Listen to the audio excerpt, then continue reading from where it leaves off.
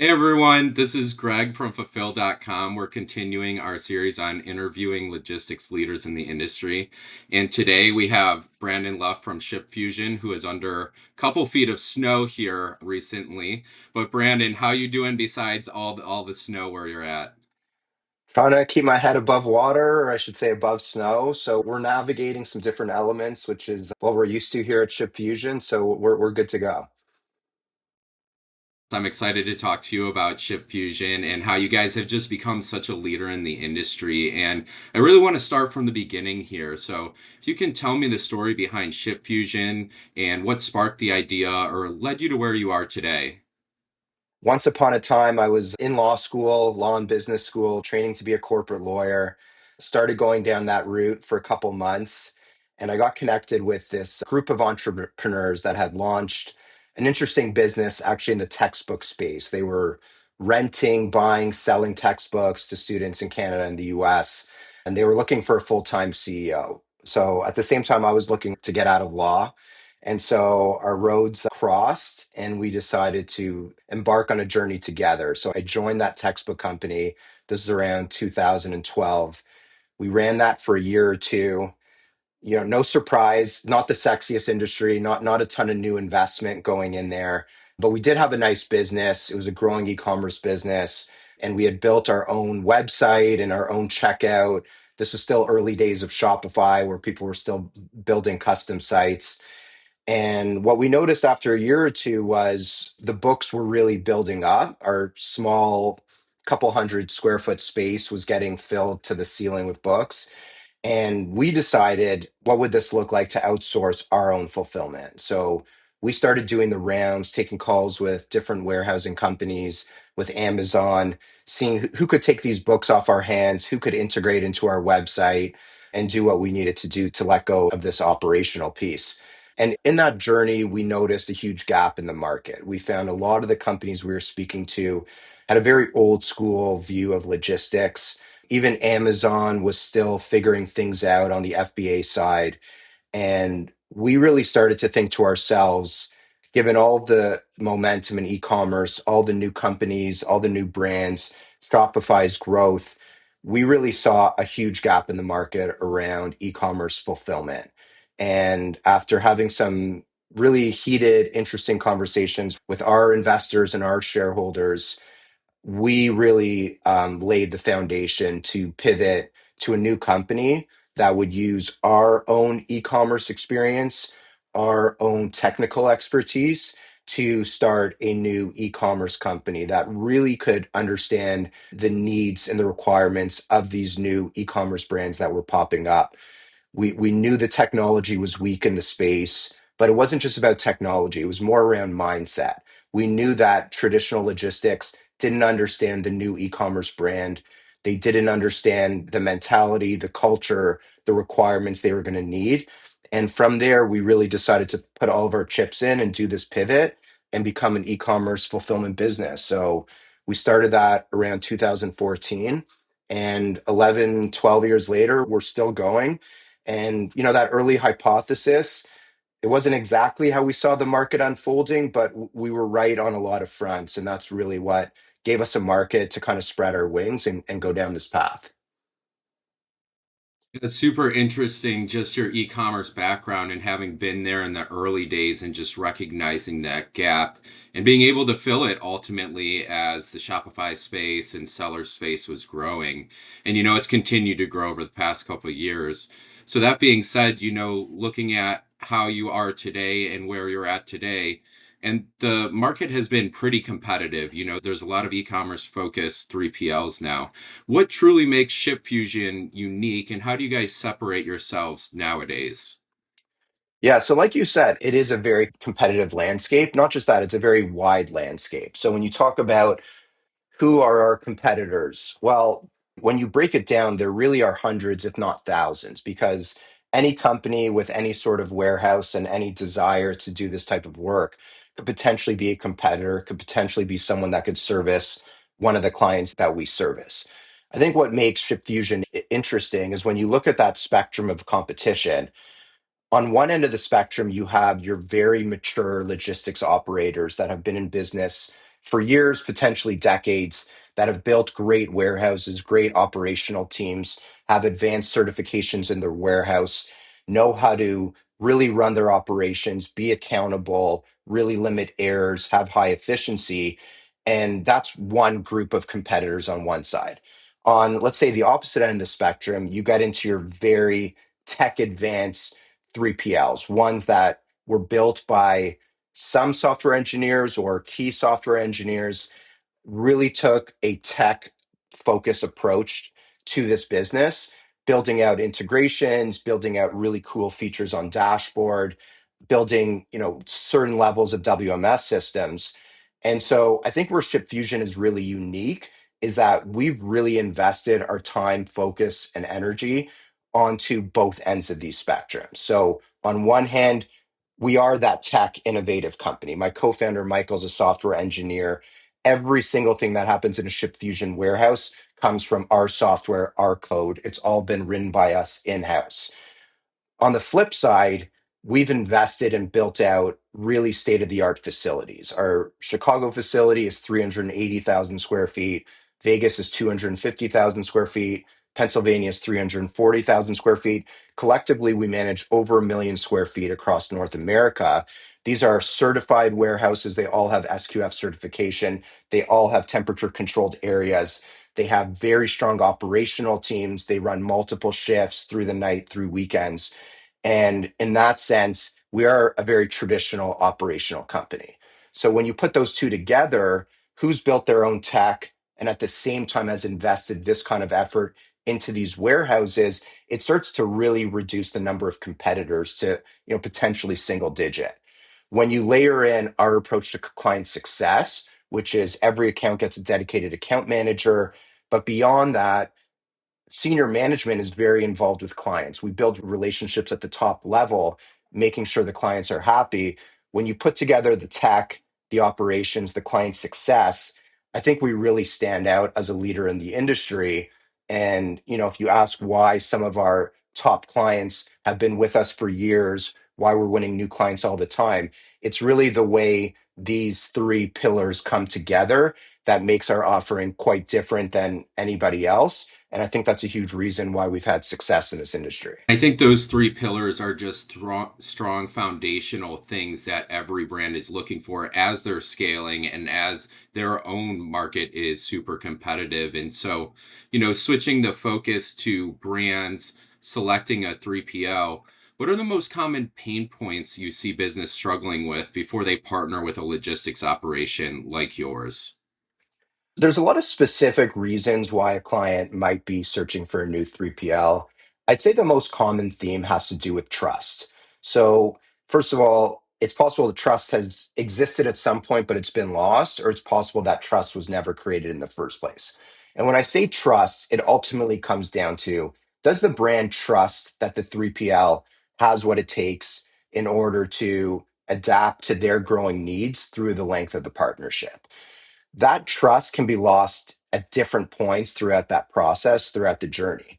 One part of it is very straightforward, billing and pricing, right? So we all go through a sales process.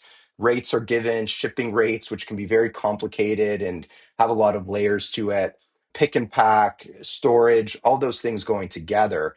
We see a lot of trust breakdown at that billing viewpoint. So we see a lot of companies choose a 3PL, start working with them, and then get very sort of convoluted invoices, spreadsheets at the end of the month. They're hard to decipher. And so we see a lot of trust eroding at that level. But I'd say even more important than that is really the trust to meet them at their requirements and their growing needs. So every brand has to take a good look in the mirror, every year, every quarter and say, not only is the 3PL getting it done today, are they going to be able to handle what we have next year? Because 99% of brands have huge vision, huge growth goals, new integrations, new sales channels, new requirements that they're going to want to bring in the following year. So it's not whether the 3PL currently can do everything that they ever might ask for, but is there this relationship of trusting that the 3PL can meet these needs, can make changes, can grow with them? When we see a lot of companies come to us, that trust just hasn't been created at the right level. And therefore, they're looking for a new 3PL to create that trust, that belief that their needs are going to be looked after not only today, but in the future. And that's where we like to get involved. I think you touched on a very important point, which is the billing side of things. Because when I'm working with brands, and I see a lot of brands come to us at fulfill.com, and one of the biggest complaints is like unclear billing, not understanding charges, things that are not being charged correctly. And I know I've seen your RFP process and how diligent it is in creating pro forma invoices that can really build that trust factor in the sales process. And I think that speaks to just the strong operations you guys are running and building that trust very early on. If you can expand on, some of those factors and how you just start with that trust up front and make everybody feel really comfortable before they make their decision. It's interesting. 3PLs are a really unique partner to a growing brand. Whether the 3PL is doing something very generic or something very complicated with high levels of integration, either way, there's a lot of numbers involved, and there's a lot of the money that's going to the brand is coming through shipping and the fulfillment side. So right away, you're dealing with high numbers, a lot of math, and a lot of very sensitive decisions around those numbers that going the wrong way can actually fully bankrupt a brand or eliminate all of its profitability. So when you start getting into conversations around numbers, the first thing you have to realize is just how sensitive and important it is to the client. So you can throw a bunch of numbers on a PDF, you can talk about it in a sales call. At the end of the day, you need to work with them and start working through the math. See how they're looking at it on their side. Show them how you can run a full shipping analysis, how you can break down fees, how you can look at the last 30, 60, 90 days, even a year or 2 years and say, here's exactly what you would have paid Shipfusion had you been working with us. Part of that on the 3PL is to really simplify your pricing. So, yes, there's 3PLs that charge for pick bins. And every time you move one product from this side of the warehouse to that side of the warehouse, and aging, storage rates, all of these different things. That works against the client. A great e commerce client in this industry should be in a situation where they understand their costs per order, and a 3PL should be incentivized to win that business based on the cost of those orders. If the 3PL is trying to win on everything around the orders and all the movements inside the warehouse, they're trying to create almost a smoke screen that might look good on a spreadsheet, but in reality, there's going to be a lot of hidden costs that only come to the forefront at the end of every month. And even at that point, it's hard to figure them out. Ours is very simple: pick and pack services, shipping costs, packaging costs, plus some storage fees, depending on the situation. That really allows a client to understand how their costs are going to land, to model them out. And as a 3PL, you need to do the math on your side. Is the number of orders going to be enough to validate the energy and the effort you're going to put into this client? Only then does it start to make sense for the 3PL and the brand to work together. So I think that trust and that relationship in doing that math together, setting those expectations, is really important. And if a 3PL is able to manipulate a client or cheat a client on that front, they might get the win, but very early on, that relationship will start to break down because those costs are going to come to the forefront. It's going to create bad tension. And ultimately, that trust that I talked about is not going to be created for the long term. And they're going to be looking for a new 3PL. Agreed. And that's a common story I hear from failed 3PL partnerships, is it breaking down very early just because the unclarity in the numbers.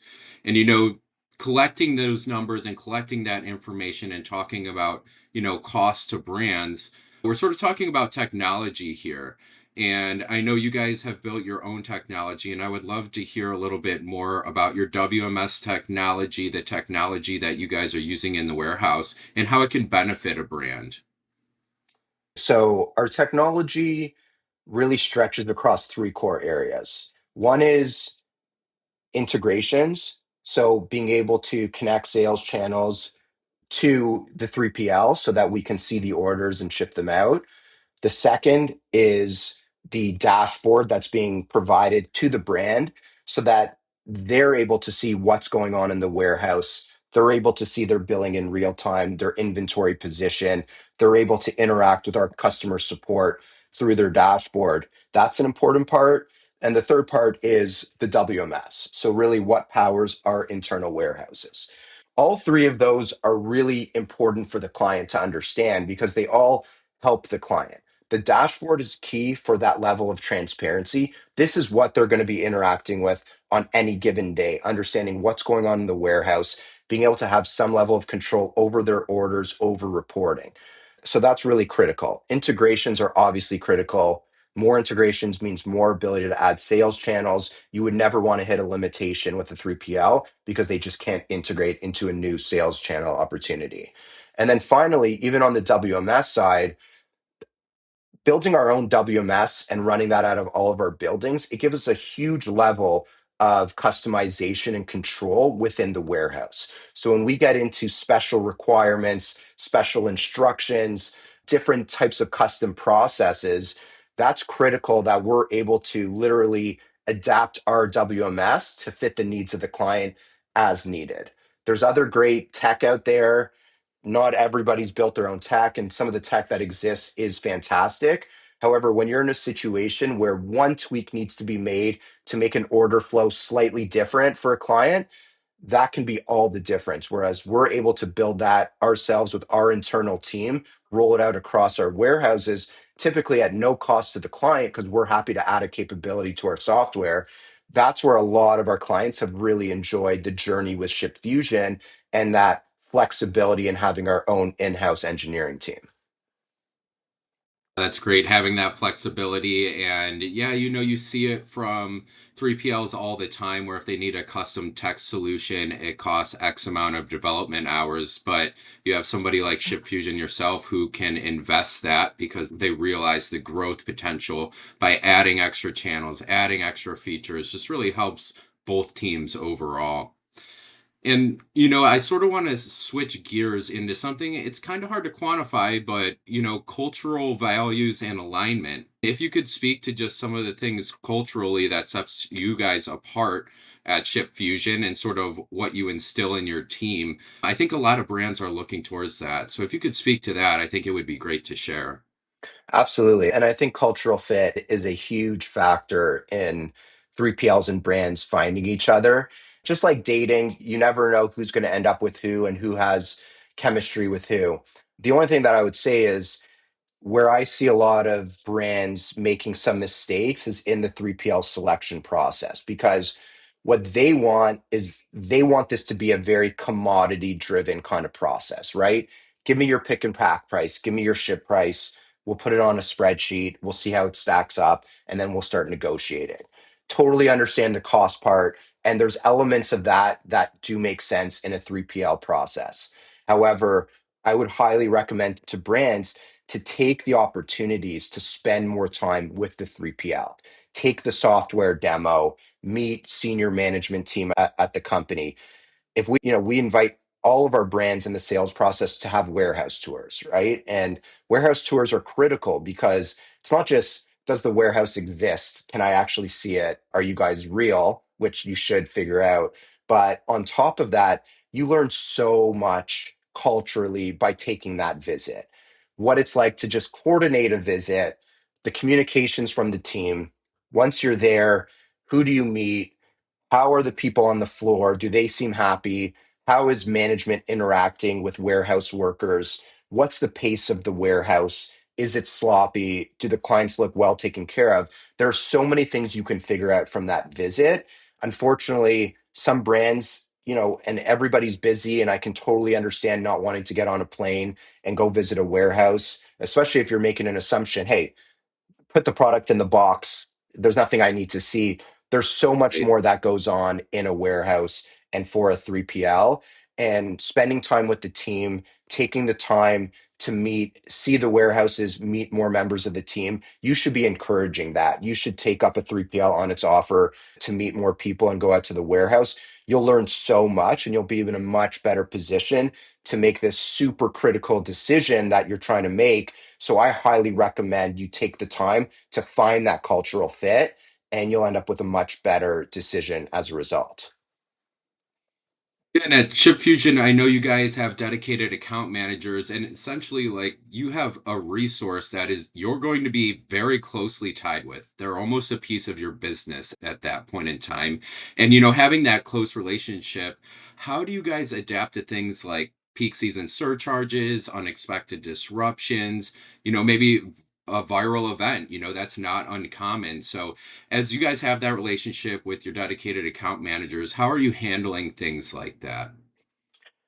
Such a great question, Greg. I would really bring this back to what I talked about before with trust, right? The reason trust is so important, a lot of people want to treat a 3PL again, pick and pack rate, ship, here are the orders, ship them out. And I understand that simplicity in thinking. And on a given day, that might be all you need out of a 3PL. But the truth is, like you described, lots of different things happen in any business. The world's a crazy place right now. Every time you check the news, something's different. So navigating through different events, not just expected events like Q4 spikes and other kind of sales, but something like COVID, something like weather storms happening, tariff duty changes, things like that, you're going to need a 3PL to be there as a collaborative partner to navigate through some of these challenges. And again, the strength of your partner equals the strength of that collaboration, the strength of that decision making. So I would really recommend to brands, as much as getting the dollars and cents right, and that's hugely important, you really need to think about this is going to be one of your key partners that are going to determine the success of your brand and your organization. So if you go into the 3PL selection with that criteria in mind, you're going to spend a lot more time through this process. Talk about Q4 surcharges. It's a great example. How does the 3PL deal with carriers leading up to that, right? Are they negotiating? Are they just charging you whatever the published rate is? Are there other carriers that we can switch to in Q4 to better optimize around these surcharges and keep the costs down? These are all collaborative discussions that need to be happening well in advance of Q4. A great partner is prepared for those conversations. They're getting you on QBRs, making sure you're aware of challenges that are coming and working with you towards those solutions. So that's very important. And again, weather delays have been a huge thing, even this week, where our Pennsylvania warehouse was hit hard, as I'm sure you could imagine. Even Chicago was hit. We had communications go out on Monday morning explaining what orders would be affected, when we expect back to be at normal SLA, which was within 24 hours. And our clients appreciated this. I think they were able to relax a little bit, saying, okay, I understand the issue. I know when we're going to work through it. And on that front, I think our clients felt really well supported by getting that communication early. And that goes on throughout the entire year, including Q4. And, we're under 2 feet of snow here in Cleveland, and you mentioned your Chicago locations and Pennsylvania locations just getting hit. And I think what you're touching on is just being proactive and having that proactive approach that maybe not every single 3PL has. And they're sort of reactive, which leaves a lot of people in the dark. And that just builds, again, back to that trust factor. I was hoping you could walk us through a success story of, how did you help a client overcome a major fulfillment challenge or just achieve significant growth anytime over the past few years as you've been growing and scaling yourself? A lot of examples come to mind. One really exciting brand that we've been working with over the last couple of years has been a company called Baskin Lather, which does hair products and hair accessories. They have an amazing founder. Her name's Shayna Rainford. And when Shayna came to us about 2.5 years ago, her product was starting to pick up steam, getting more and more orders. And she did I think it was a Valentine's Day special where the products went on sale, and they hit this huge spike where they just couldn't keep up with it, and they were days, if not weeks behind. And it really concerned her. It really showed her that there was a huge obstacle to growth in front of the company based on the current 3PL setup that they had. And when they came to us, we showed them our warehouses, we showed them our capacity, we told them how we plan for sales spikes and how we forecast with brands on potential sales. And we worked together. And on top of that, she also had this opportunity to start shipping with TikTok and start selling on TikTok. And she was going to need a 3PL who could handle that integration, which at that time, I don't know that any 3PLs have been integrated, maybe only one or two. And we were already in talks with TikTok to do this integration. So between opening up new sales channels for their brand, but also bringing them this massive capacity of our warehouses, it really kind of gave them the runway to go ahead and really pump up the marketing and pump up the sales. They've grown 8 to 10x since then. They've become one of our largest clients. Shayna goes around the country speaking about her brand and her amazing story of launching it. And it's really one of those things where, as amazing as it is, just from an order standpoint, for us to have gotten this volume, having this entrepreneurial story that really matches our early days to a large extent come together, it just created this connection with that client that we love working with them and we're watching them do amazing things. And we're so happy to just be a supportive partner to give her the infrastructure to continue to grow the brand. But to me, that's a large part of why I love this industry, seeing some of these brands rise, the amazing success stories of their CEOs and founders. It really brings a lot of excitement. We work with, hundreds of brands. So we've seen different iterations of this story over and over. And it really is exciting, not just for me, but even people in the warehouse, seeing new products, seeing what's popular at a given time, seeing these orders going out. It just injects the whole company with a ton of energy. So we love success stories like that. And we just want to continue to be a partner and watch some amazing brands grow. You touched on something cool that I think only a few people in warehouses understand, but the excitement that people get on the warehouse floor when you have a new client with an exciting product or they're launching to a new channel, and it really just reinvigorates the team and they get excited to fulfill those orders. And it's always awesome to hear those stories as your team grows and they have new clients to work with. And I guess, to sort of close this out, who is your ideal customer and what specific types of businesses or challenges do you guys really excel at handling?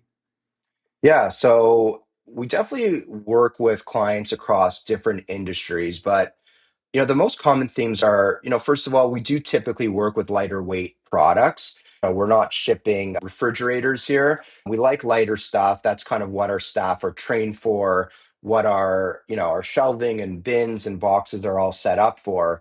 But we work with a ton of companies in the health and supplement space.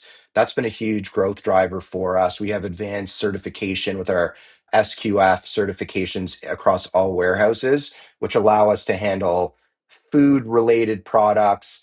And on top of that, we have very advanced lot control features. So that's become really important for anyone doing any kind of manufacturing. We have a lot of advanced capabilities when it comes down to health and supplement in that industry. We also do a ton in the beauty products industry. One of our first big clients was fake eyelashes. Now my daughter's getting to the point where she might want a pair of those. So it's really hitting me for real now. But we've worked with a ton of great beauty brands, lipstick, nail polish brands, again, hair care and accessories. So that's been great for us. We still work with a lot of book companies. So that's where a lot of our roots are, kind of, I guess, similar to Amazon in that sense. We work with a lot of religious book companies, a lot of cartoon books, different things like that. There's a lot there that we know about packaging books and making sure they're not damaged and how clients like to open those boxes. So that continues to be a huge growth driver for us. But really anybody in e-commerce that has we have minimums around order volume. We typically start around 2,000 orders per month, but it's really not about specific numbers of orders. It's what is the growth story and what's the vision for the business? We understand ourselves because we started with nothing, a couple of us in like a little office pick and packing orders. So we understand that it's not about where you are today, but what's the growth story? Where's the energy behind the company? What have these founders been up to before? Why do they believe so much in the product? And we try to look at those stories when we decide who does it make sense for us to invest this considerable time and energy into or not?